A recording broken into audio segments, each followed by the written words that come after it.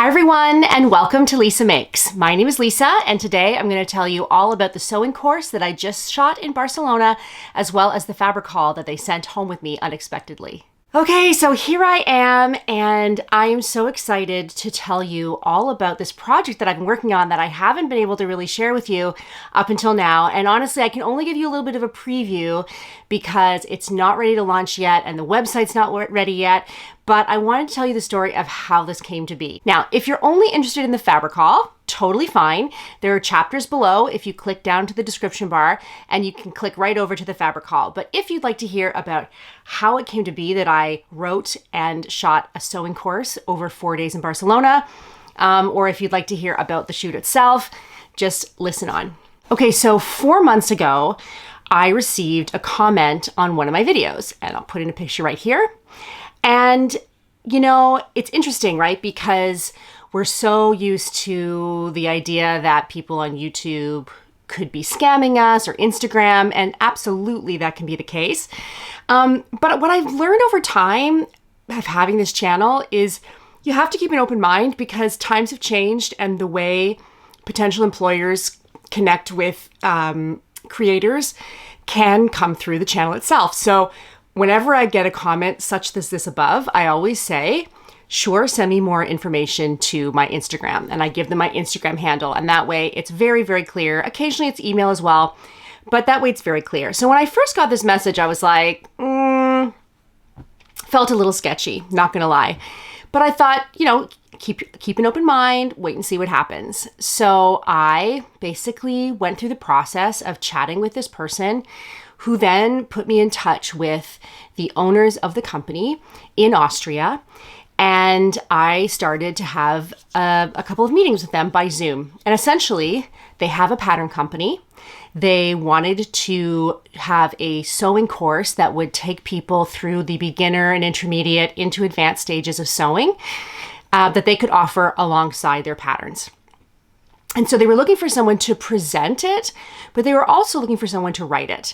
And so as I chatted more and more, and I was like, okay, no, this is legit. This is worth pursuing. I said to myself, look, if I'm going to be presenting it and speaking all the words, I may as well write those words myself because I'm going to have to memorize them.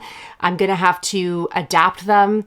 And, you know, sewing is like cooking, right? Like it's very personal. And so learning someone else's words to do that just seemed like more work than writing the whole thing myself and then making money to do so, right? Like being hired to do that. So I negotiated a contract and I took about 6 weeks to write the course. Now I was given a list of 67 techniques and topics that I needed to amalgamate or, you know, arrange into a cohesive course for beginners, for someone who had never, who at the beginning could have never picked up a needle and thread, right? Had no idea. And I would say this course, you know, suits someone who is a very, very beginner or even just a beginner intermediate who wants to move forward. I think that is also very useful for this course would also be useful. So I spent about 6 weeks in and around the rest of my work, making this course, writing this course, and then I had a month off. So then it was time to prepare to shoot the course. And this was a really interesting time for me because, you know, there is a difference between being able to sew something and showing other people how to do it. And very quickly in that week, well, I mean, I was prepping all the way coming up, but I was sewing really intently the week before. I started to get a serious case of imposter syndrome, like big time, because I'm a professional actor, right? I've done that for 25 years. I'm a professional singer. I am not a professional seamstress. I'm a YouTuber and I love to sew, but you guys know that one of the things that I'm known for is sharing my mistakes as much as my successes. And in this case, I had to just show someone how to do something on camera in a very, you know, let's just say abbreviated amount of time. And there's a big difference between being at home sewing a zipper fly and like going step by step with someone else's YouTube channel and having you make a mistake and you know, maybe you swear and you take it out and you take a break and you go have dinner and you come back. There's a difference between that and actually being the one showing them how to do it in front of a camera with people watching you, knowing that every time you make a mistake, you're costing the production company time and money. So leading up, I was feeling very, very stressed out.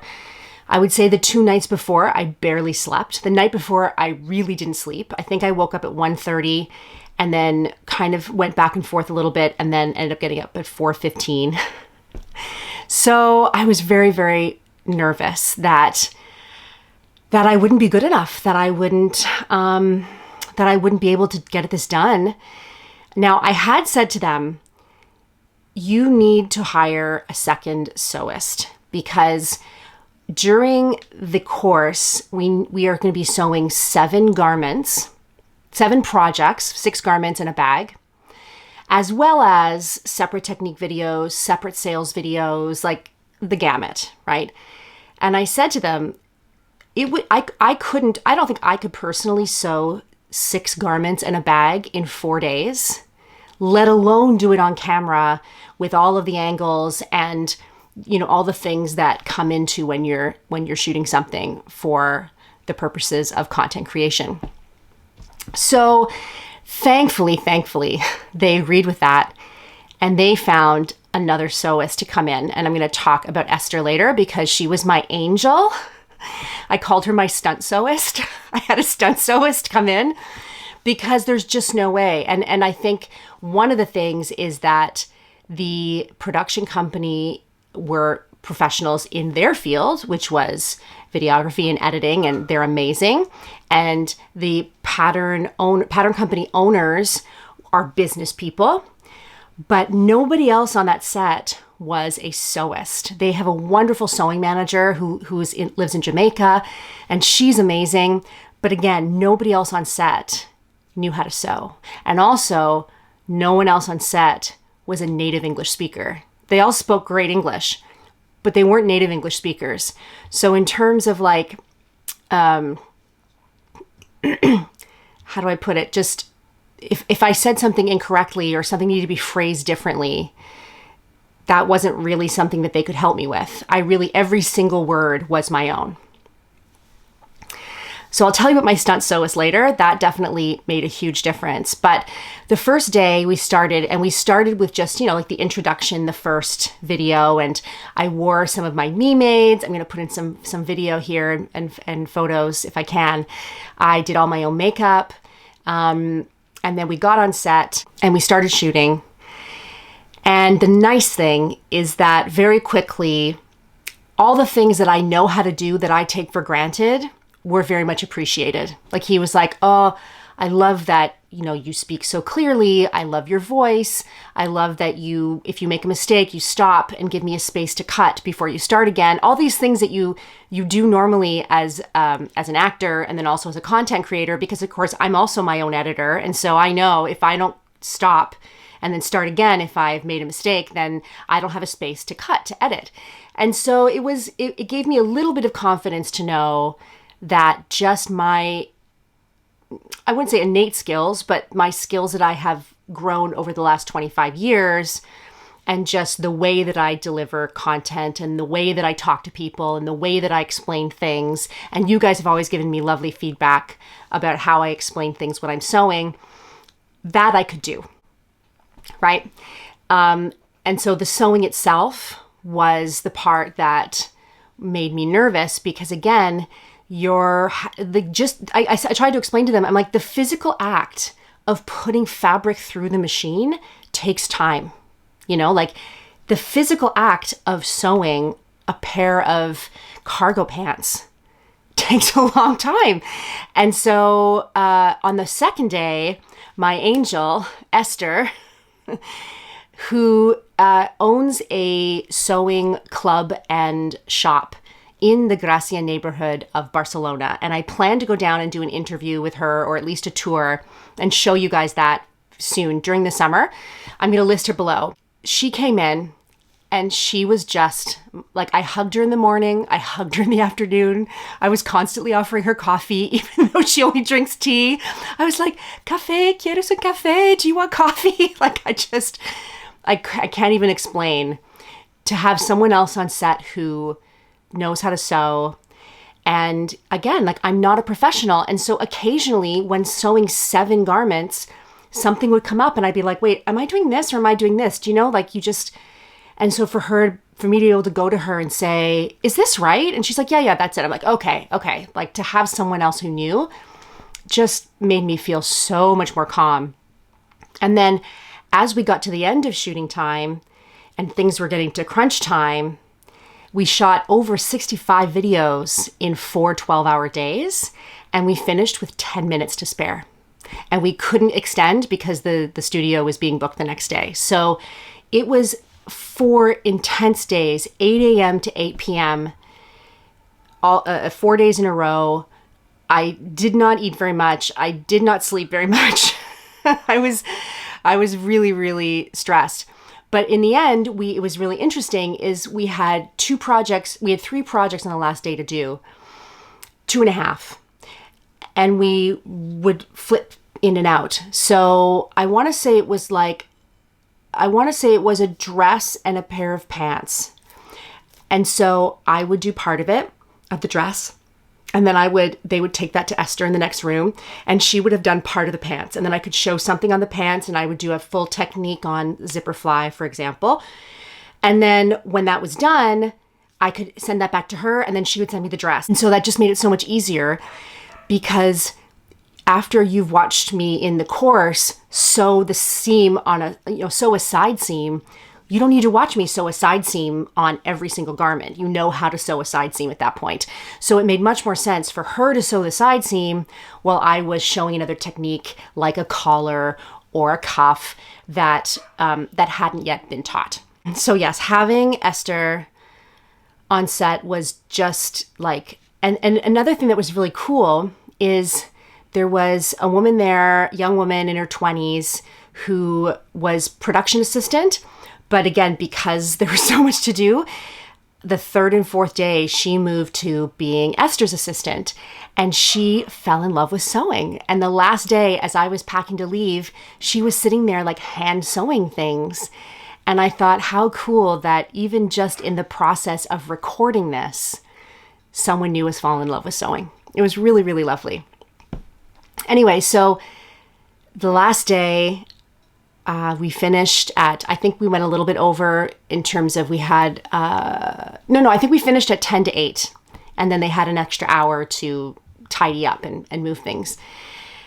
And I was just so grateful that I got to the end of it, that, there's always things that you could improve, but to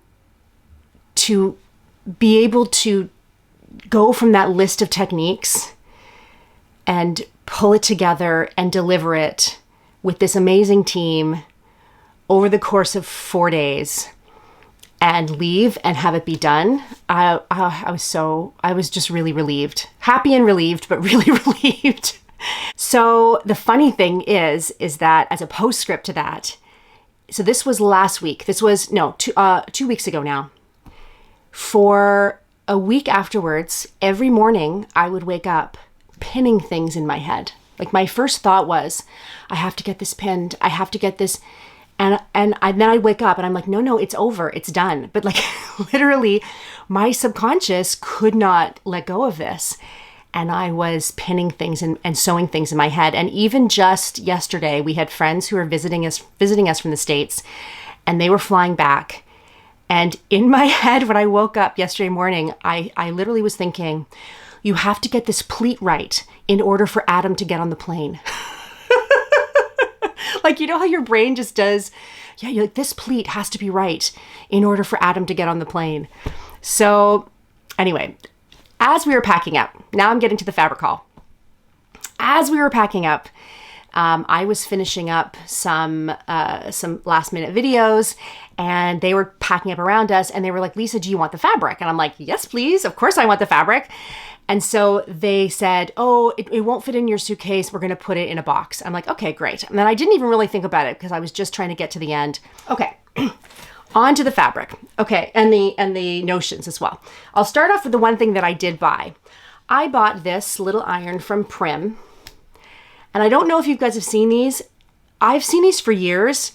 And if you're one of those people like me who's like, is this really worth getting? Is it? It is. It really is. I have a small wool pressing mat next to my station. And for me, I have a small space now, setting up the ironing board and the whole iron. I don't even have electricity in my space. I have to plug it into the bathroom. Like, it's a bit of a pain. This thing is fantastic. And I think it was 20 bucks, maybe 25. So good. It has steam. It gets really hot. It's fast.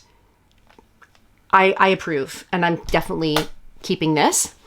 And then to show you this too, they gave me all the threads that we used, because I said you need to get at least 2, if not 3 of each thread, because if there's 2 sewing machines going, you need thread in both, right? So these were all the extra threads. Actually, I think this blue one might not be, but the rest of them here are all from that. And then we had 2 sets of fabrics. We had the project fabrics that we were making things from. And then we had the demo fabrics, because we were showing, how to sew different kinds of fabrics, or at least showing what they look like and techniques that you might want to use for fancier fabrics. So this will be a mixture of that. So the first is a fancier fabric.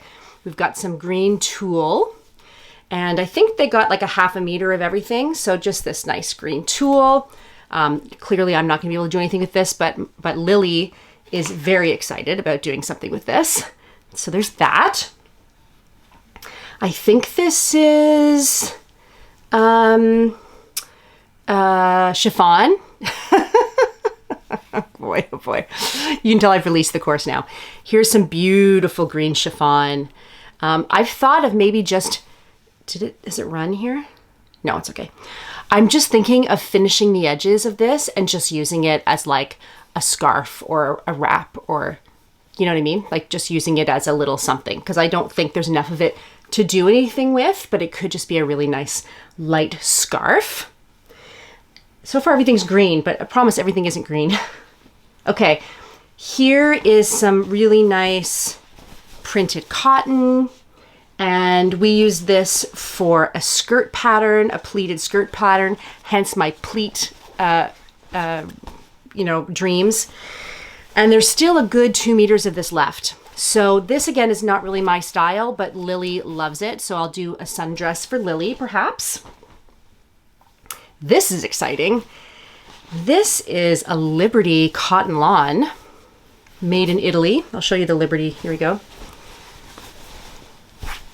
Liberty cotton lawn.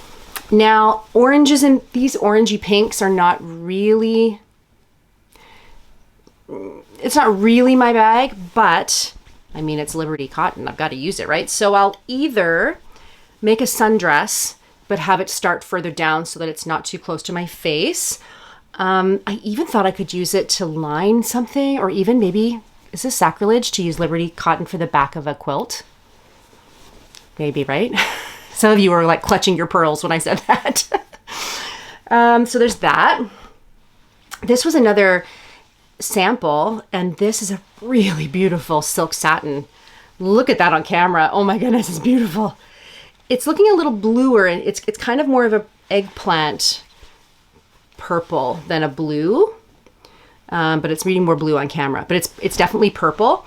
And I think I have enough of this to do a very little top. So I think that's what I'm gonna do out of this, because it's just gorgeous. It's just, it needs a steam right now, but it's just buttery gorgeous. So I'm definitely gonna use that. We had some knits to do things with. So this is just a 2-way knit, again in the green. This feels like it has a fair amount of polyester in it, so I probably won't use it, but it'll get used for something. And then more cotton. We use this we use this for a top and also to line a waistcoat. It looked really cute with the waistcoat. It was like a linen and then the waistcoat. So yeah, I think this is really nice. It's just a plain quilting cotton, but I could see lining something with it. And this, I think, is the Charmeuse. I think it's Charmeuse. Again, I might be able to get a very little top out of this, or again, just finish the edges and use it as a little wrap or scarf, but I do love the red. This was a velvet example, and actually I don't love this because it's not really velvet. It's more like velour or something like that. So this isn't the best, but I have no idea what I'll do with that. Zero. We have some lace in blue. Again, I'm not really a lace person, but you know, my youngest is in theater, so for sure it will come up for use at some point. It is a really nice lace. It has a lovely edge on it here. You can see little eyelet edge or eyelash edge. Yeah, it is nice. It has a nice color. And then they wanted to show directional prints. So this is more of a toile, like a border print, or a, what do they call it when it's like a pastoral scene? I said it in the course, but I can't think of it right now. And then this was, we use this for a bag. So it's like a floral cotton, well, it's like a upholstery fabric. Could be a nice bag. It turned out a nice bag in the course. I've got some lining fabric here. Of course, this will come in handy. I've never actually used lining fabric. I think it just sometimes can look a little bit, is it cheap is the word I'm looking for? Or is it just, I don't know. It makes me nervous to sew with it. It feels like harrowing. I'd rather use like cotton or something. Couple more knit examples that we used. This is also a one-way stretch. I wouldn't use this because it's very polyestery, but it was good to show things off. This is just a flat. We use this with this. We use these two together.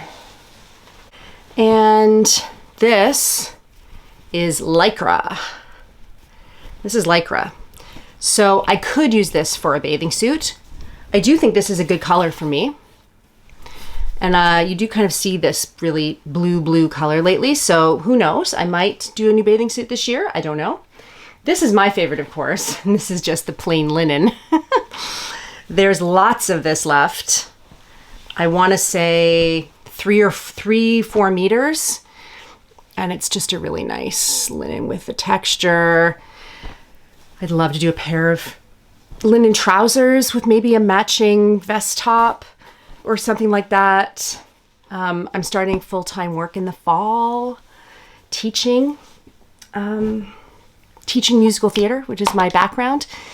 So I'm really excited about that, but I will have to, well, I won't have to, but I will enjoy creating some new pieces for that.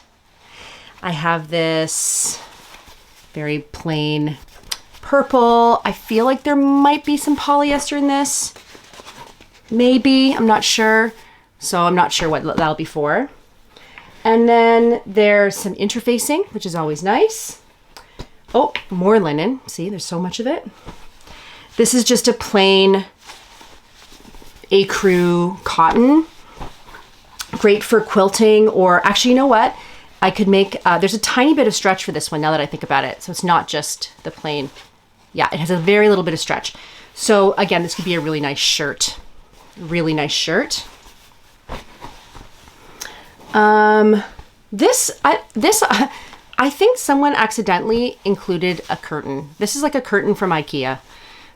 We didn't use this in the course. I'm not quite sure. I think someone might have accidentally thrown it in the bag. Pink Lycra. Spandex lycra. Not for me, but one of my kids, certainly possible. There's some black and white, just to show stripes and talking about stripes. There's probably a meter here. And yeah, it's a meter. So again, this is definitely a polyester in this case. And so not something that I would likely use, but someone might be able to use it. And if not, I can pass it on. And then we're getting near the end now. There's some just plain black cotton, quilting cotton. There's some pink, okay, this is great. Pink polka dot. So, oh, I have them too. I'll put in a picture. So one of the things that they couldn't find was a tailor's ham.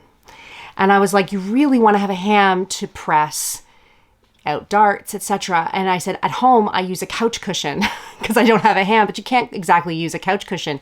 Esther took the fabric and made 3 hams in like an hour, 3 different shapes. And she said I could take them home afterwards. So now I have 3 pressing hams, which is very exciting. And then lastly, I have probably 2 meters of a black stretch denim. And I've worked with a denim like this before. You might remember. I'm not sure that I want to work with this, but I have it. Okay, that's all the fabrics. So kind of fun, right? Lots of different possibilities in there. Some things I'll use, some things I won't. But I'm really happy for the linen and the Liberty fabric and the silk satin. Those are my 3 favorites, but I'm sure the others will get used as well. So as we get closer to the release date of the course, of course, I'm going to tell you more, and I'm going to tell you more about the company and all that kind of thing. But right now, I just wanted to share with you the process and you know, the time and energy it took to put in, which you might understand why I've been around here a little less. But on the bright side, I've definitely fallen back in love with sewing. It's really been fun to solidify some things because, like I said, I used to put on a video and follow it, and now I feel like I can do it on my own. For instance, the burrito method, I could just like of lining a bodice, I couldn't do that to save my life. Like every time I would do it wrong, even when I followed a tutorial. And so they say that the way to learn something is to teach someone else, right? And now I really understand it. I understand, and I tried to teach it that way. Like, you need to understand what you're trying to achieve rather than just going match A to B and sew, right? You need to go, no, this is this part and this is that part, and we want to make sure that those come together. And in order to do that, we have to do this, you know? And I think now I understand it. Same with the zipper fly. I'm much more confident with that. So that's a really big benefit. So hopefully you'll see more sewing coming up over the next few months. I don't start working till the fall, so I have a little more time to sew a bit more and knit a bit more. I have a big knitting video coming up. I've made so much knitting since you last saw me, and I might save the life update outside of this course. I'll save the life update for the knitting one. But in the interim, I hope that you really enjoyed this. All right, I think that's all for me for today. I hope that you enjoyed this video. If you did, please do give it a thumbs up. It really does help the channel. Subscribe if you're not already, and I'll talk to you soon. Bye-bye. Check, check, check. Check, check, check, check, check, check, check. Hi, everyone, and welcome to And So On. My name is, oh, it's not And So On anymore.